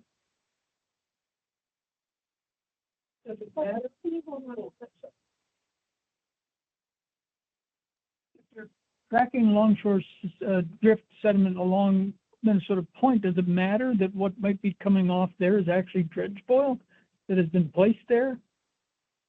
Would that not skew your results, that you've got actually a different grain size distribution because it's dredge spoil rather than what could have been transported along Minnesota Point? Well, I think a lot of what makes up the secretion fillet, which I don't have a number for it, but I would guess it's in the many millions of cubic yards that are stored here, would have came off of the Wisconsin bluffs along the South Shore, hit our structure and get impounded there. So the bulk of this came from Wisconsin, not dredge spoils. But the sediment budget will pick all that up. One of the components of the sediment budget, will be looking at the dredging record. So if we start placing material in various places, that's additions to the sediment budget. If we dredge something and take it out into deep water and dump it, that's a reduction in the sediment budget. So all these things do get added up in the end.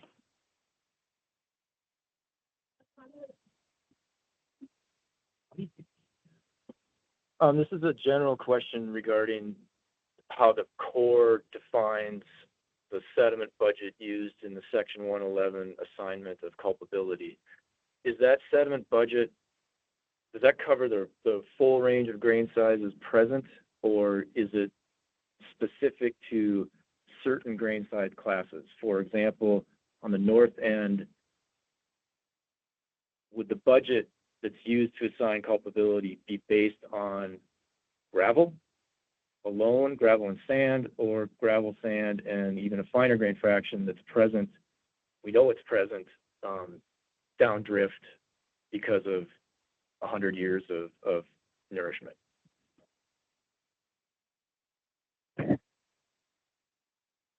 I think part of that answer is a policy question that Bridget is going to follow up on and find out under the 111 authority, how are we supposed to be doing these things? The approach that we're taking right now is the sediment that's out there and available to be transported is what the model is trying to move around. We're not going to excavate down, at least right now, unless if Bridget comes back and says, our division says this is how we've got to do these studies, and we've got to look at the original sediment, or we look at this is what's out there right now, this is the harm that the harbor is causing, and it's causing harm by not moving around the sediment that's currently out there.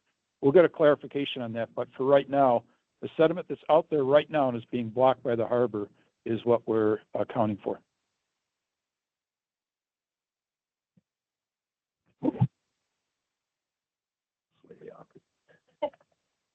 So this is a follow-up question.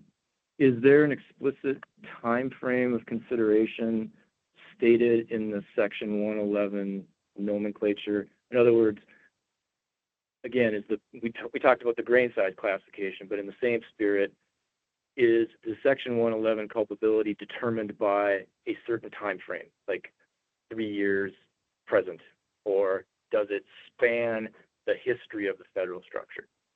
Because I mean, you can kind of see where I'm going here, that there's,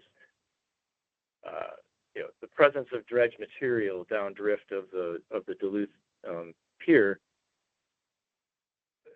alters significantly the meaning of a model that assigns culpability based on when in the history of the federal structures you're actually trying to model. Probably wasn't super articulate. And can't totally answer that question. I have to do some research, but I do think the intent is not to go back and try to recreate what used to be there before the structure was there. If that maybe halfway answers it. So I can look into that. All right, I know there was an online question that's been waiting to be asked for a while. Hello. Mine's pretty simple. I live 2 miles down the beach here. I've lived there 80 years. The buildup of sand is substantial in my lifetime. Does that show up in your models here? Sorry, I was standing in the back. I got a frog in my throat there. The model I presented doesn't have the aeolian or the wind part of it. So the dunes are not in that model. The dunes are a consideration in the overall construction of the sediment budget. It's just they have to be handled in a different way because that is a hydrodynamic model that doesn't also deal with the land. And this was the material being disposed of. The light material. Right. That's a consideration in the total sediment budget, but not in the lake part. That is what I was presenting here. The figure that showed like the blue for the erosion and the yellow to red for accretion accumulation, like it is showing accumulation along the shoreline though. That would be right on, like, as water created accumulation. Right. I didn't know if you were specifically talking about wind, or that water can also push sediment and sand up onto the shoreline. Two different methods for sediment and sand being transported further inland. Okay, go ahead, Brandon. Hey, go ahead, Steve. Oh, well, thank you. It's Steve. Should I go or? Yes, please, Steve. Okay, this is a question for Ben and then a follow-up question for John. Ben, you said that the model would be capable of simulating what happened with the past movement of gravel and that you thought that would be an interesting thing for someone to do. You suggested that, like, if John had a graduate student, that's the kind of thing that somebody might follow. If that did happen, what kind of resources are required besides having the model, the computational equipment? Is this the kind of thing a graduate student's going to spend a week on, a month on, going to need a semester or 2 other graduate students? What kind of resources of time, money would it take for somebody to do that if it's not going to be done by you? And then the follow-up question. Yep, go ahead and repeat Okay. the question, Ben. So and correct me if I don't summarize, the summary of the question that was just asked was, I had pointed out that some of the questions that were being asked could be addressed with the model, but they perhaps fall outside the scope of the current work that we're presenting here. And so the question was, what resources would a student need to do such a study? And I guess my response is that it would sort of depend on the scale of the study you were trying to accomplish, right? It's a thing that a student could spend 2 years doing, and the resources they would need would be funding to support them in school and whatnot during those years. All of this, information is free. The model obviously is already built, but you could also get a kind of answer to that question. It wouldn't meet like peer review standards, perhaps. And you could do something in a week if you really wanted to. But I think if you wanted to really understand the whole picture, you'd want to do a series of simulations under different events. You'd want to consider going back to the issue of how difficult it is to ground truth some of the issues around, what the true sediment load is, you'd probably want to put some work into getting even more numbers or doing more research and things like that to understand what all those things are. Does that respond to your question? To some extent. Then the follow-up is thrown at John. It's like, okay, do you have the right kind of computers? Do you have the right kind of resources? Is it the kind of thing that you might take on reasonably? Or would it simply require getting all sorts of things you don't have to look at such a question?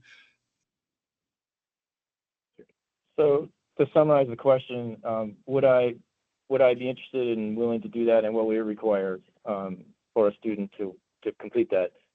Yes, I certainly would. It would cost $10 million.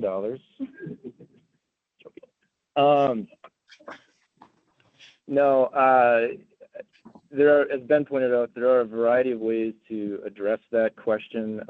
They range in scope and scale from, as Ben pointed out, a relatively modest investment of time and effort, maybe on the order of a semester or a year, up to a PhD project.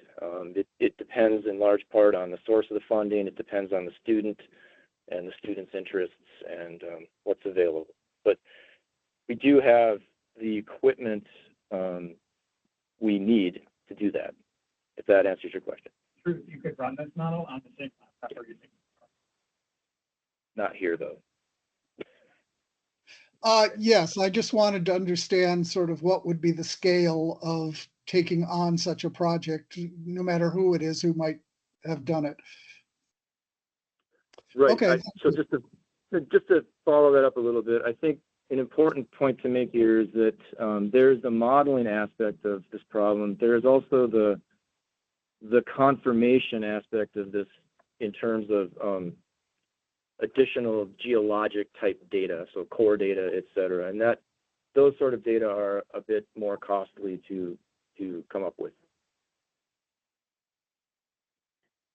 All right. Thank 15 you. minutes. Thank you. We're going to go to some questions in the room here. You can touch it. I say, Ben, I think this is for you. If I'm understanding things correctly, I think I'm hearing that you guys are comfortable with the hydrology, that is the lake levels, the wind-induced waves, still trying to figure out the sediment load and transport and that kind of stuff. My question is, are we going to be looking outside the bounds of historical lake levels and wave or wind-induced waves as we contemplate climate change and how that might impact the severity of weather systems for the waves and lake levels? And I have no idea if that's up or down. And that's based on the presumption that higher waves and different lake levels impact the sediment transport. So, a couple levels of response. One, we're comfortable with how the model's moving sediment around also. We just haven't developed those kind of scenarios that we're going to use to really evaluate the sediment budget, but it's doing the right things with sediment. It's moving it in the right places. It's accumulating in the right places. It's moving the right grain sizes, those kinds of things. It's just that, as we've discussed, the ground truthing of that is kind of a different, it's easy to put a plot of wave height next to a plot of wave height. There isn't a plot of bed load transport. So you can't make that same kind of plot. So the second part of your question, in terms of looking at potential future lake states, lake levels, climate states, this is the kind of tool that one could do that with, absolutely. In fact, there's a study that the Wisconsin DNR is putting together right now to start to investigate that for Wisconsin Point. However, it does fall outside the scope of what we're trying to do right now, or what we're charged with doing right now, which is understand the sediment budget under the range of feasible present-day conditions. So we do want to worry about the spectrum of lake levels that do exist from year to year now, but in truth, there's not a whole lot of studies out there that even are very sure about what the lake level is going to be in 100 years. But you could start to investigate that if you wanted with a tool like this. gonna move over. Yeah. I wanted to ask, I was thinking about two things. One is how you're measuring the amount of cobble and gravel that is currently getting around the structures. And then, I guess you can answer that. And then the other question, I got to follow up. Go ahead if you could. How are you measuring it? What size is currently moving around? Well, the real expert in the question on that is John. But we're relying on work that others have done to understand that parameter. But in other words, it's not part of this study to go out there and measure at Canal Park. But there is, to the extent that there is literature about that. And so that's our basis for that information. Or do you mean in the model? Either in the model, but right now, I mean, you're going to grow and truth the model, they can know how much cobble is getting around the pier. The model accounts for every size of grain you put in it individually. So does the model show cobble and gravel, but it does show it, or it could show it? Well, I didn't have a plot of it in my presentation, but absolutely it shows it. John said that like how much right now is moving past the piers. That's what it meant.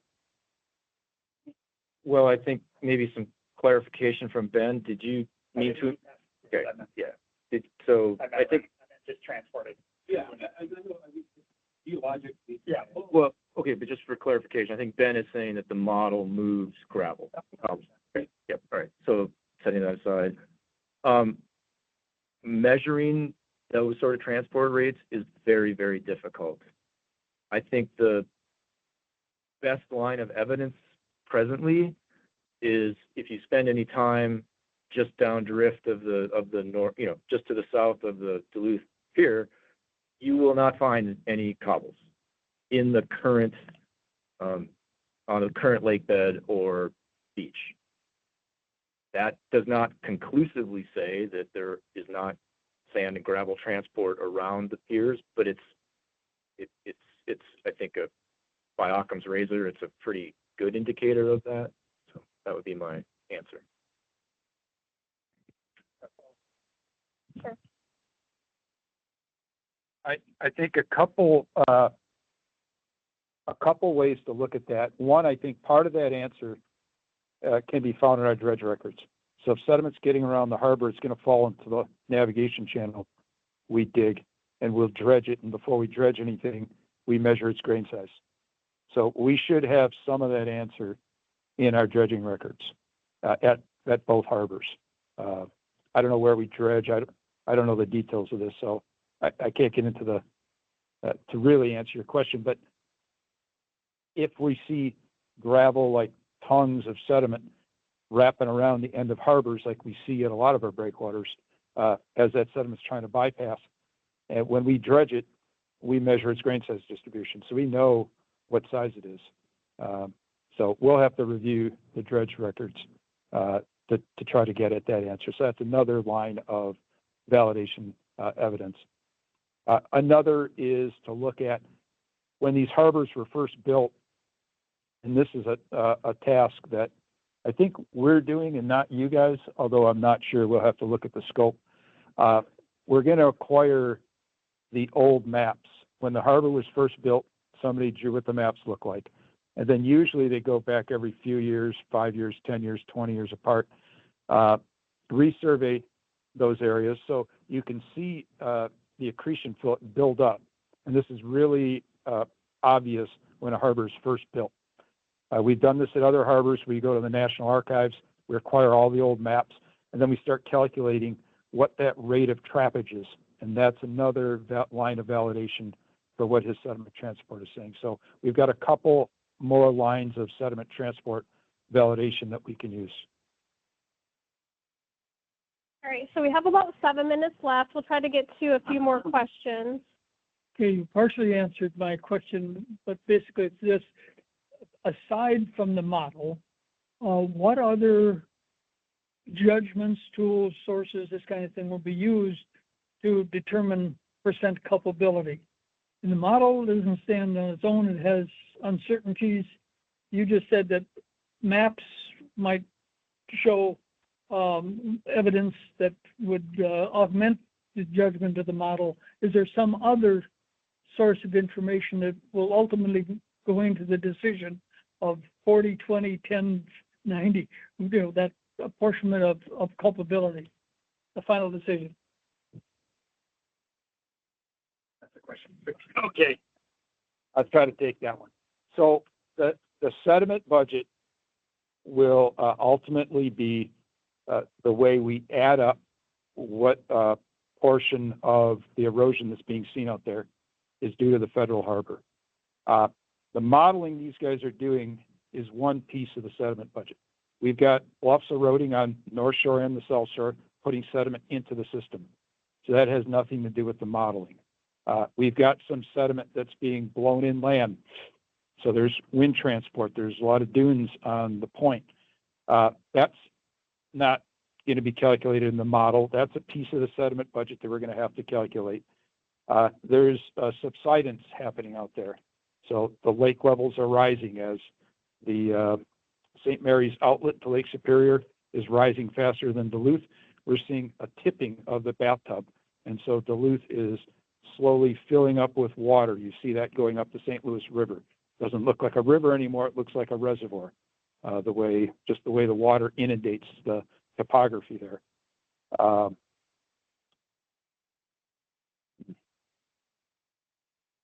Not sure I was going with that. Oh yeah, so the sediment budget is the ultimate mechanism, but we're not relying on the model to construct the sediment budget. The model is moving some of those pieces of the sediment budget around.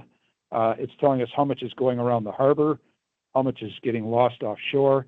It's supposed to find these currents, like if what Baird said that some kind of currents are taking sediment offshore, it would find those currents and predict those. It's going to help us how sediment moves around and gets blocked by the harbor. So the sediment budget is going to use their modeling in order to ultimately calculate what percentage of the sediment budget is being interrupted and trapped by the federal harbors. So the model doesn't determine the actual units. You talked about, 80 units coming in 40, 55. So the model doesn't determine those units. It'll be a combination of these judgments from other sources that ultimately determine those units of transport. At the harbors, the models will be what's predicting what gets around the harbor. If one of the models shows that there's 100 units of sand coming towards a Superior harbor and 20 of those are getting around it, then 80 of those units are being blocked by our harbor. So we would remove those 80 units from the sediment budget and assign ourselves responsible for the removal of those 80 units. And we somehow need to mitigate for those 80 units.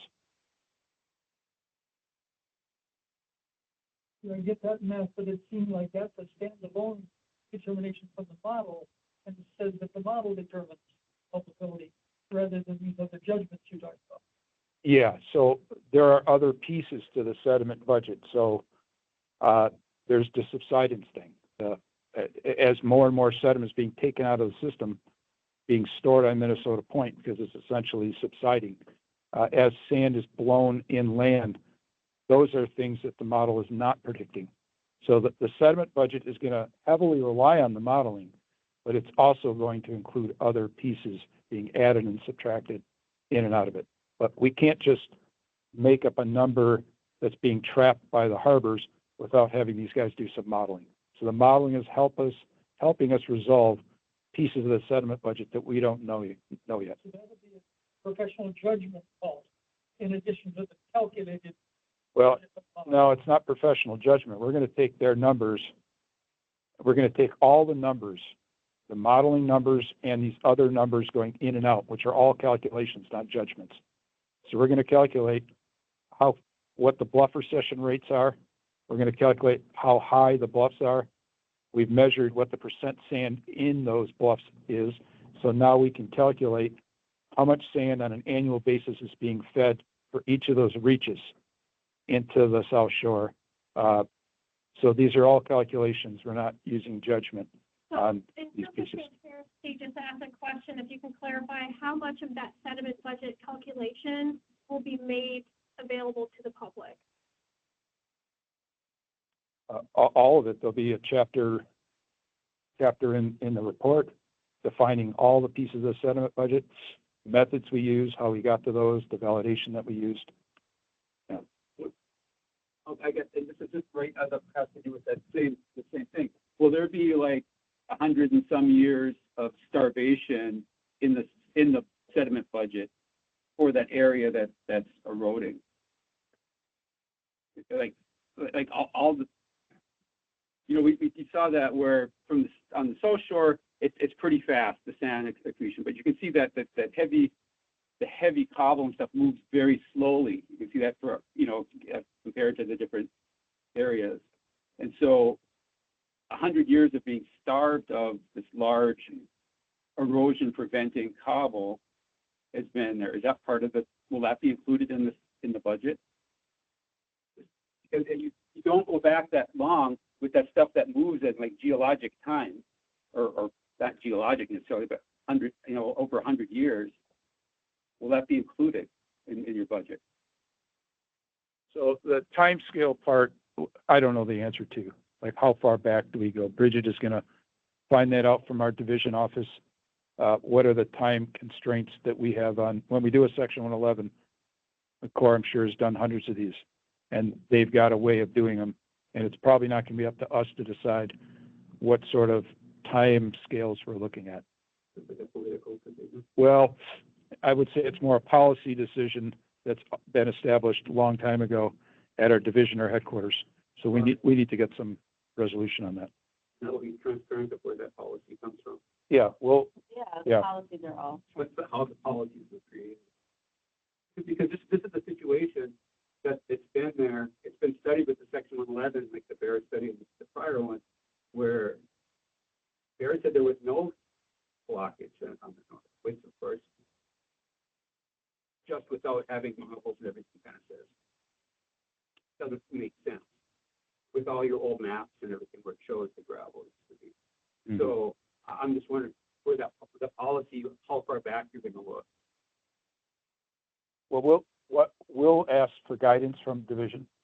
Division will respond to us, and we should be able to make that public, right? You should be able to answer that pretty soon, right?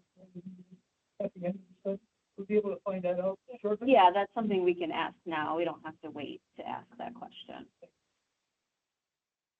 Right, so we are out of time for the meeting itself.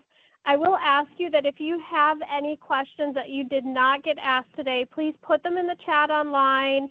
You have note cards in front of you. We can try to take those questions in and as a team come up with answers and make sure that we have them either at the next meeting, or we'll talk with Kate from the city about how we can get those questions answered. Maybe Paul and Dawn can get those answered to the community members.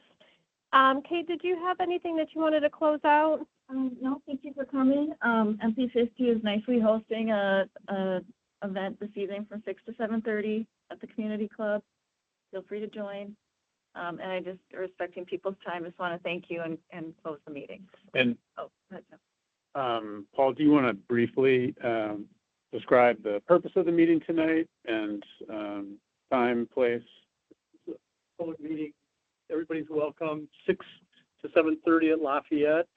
And the purpose of the meeting is to continue this discussion and have the community discuss what did we hear today and even what other questions do we have. And Dr. Clinton, you'll be with us this evening, and I will be present as well, speak for the city. So an additional opportunity to provide input, and we'll relay that to the Corps. Really want to thank everyone, including especially our Corps partners.